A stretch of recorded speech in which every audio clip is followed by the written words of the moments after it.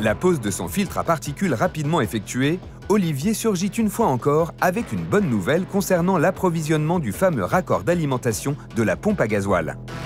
Je t'ai trouvé la pièce. Ouais. Donc il faut la démonter, la voiture elle est juste là, c'est une C5 grise. Comme c'est les mêmes moteurs, tu prends tes glingues et puis tu vas la démonter. Allez, on va prendre les outils et puis on y va. Juste là, à droite. Direction l'extérieur de la casse à la recherche d'une Citroën C5 accidentée. Les marques Peugeot et Citroën, appartenant au même groupe, partagent donc de nombreuses pièces, comme des moteurs, des trains roulants ou encore des boîtiers électroniques. Croisons les doigts pour que cette compatibilité théorique sorte Léo de l'impasse.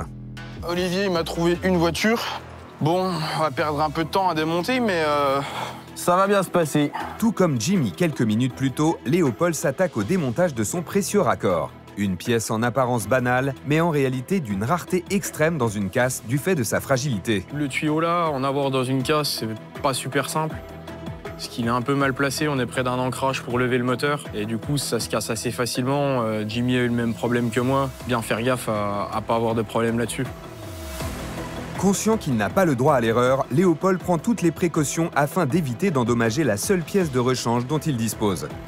On finit de démonter ça proprement et puis on pourra les remonter sur la voiture. Sans le casser. Sans le casser. Ah, parce que là, pour le coup, j'en ai pas d'autres. Après quelques minutes de démontage minutieux, le raccord récupéré sur le moteur de la Citroën C5 est enfin extrait sans accroc.